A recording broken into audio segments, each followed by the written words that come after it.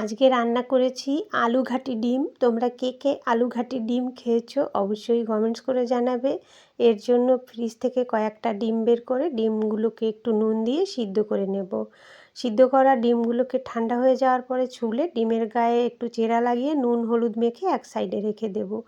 এরপরে কড়াইয়ে আমি কিছুটা জিরে ধনে গোলমরিচ আর গরম মশলা নিয়েছি, সেটাকে ড্রাই রোস্ট করে নামিয়ে নিয়ে তেল দিয়ে ডিমগুলোকে ভেজে নিলাম।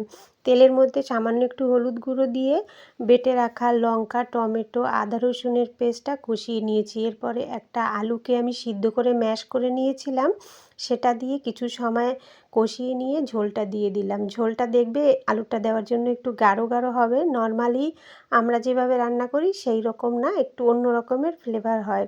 এরপরে ঝোলের মধ্যে ডিম দিয়ে কিছু সময় ফুটিয়ে নিয়ে উপর দিয়ে কিছুটা তেঁতুল গোলা জল ধনেপাতা আর ভেজে রাখা মশলাটা গুঁড়ো করে নিয়েছি, সেটা ছড়িয়ে দিয়ে নেড়েচেড়ে নামিয়ে নিলেই কিন্তু তরকারিটা এক্কেবারে রেডি। রেসিপিটা ভালো লাগলে একবার নিজেদের বাড়িতে ট্রাই করে আমাকে জানাবে কেমন লাগলো। আশা করি খুবই ভালো লাগবে। ভালো লাগলে একটা লাইক করবে।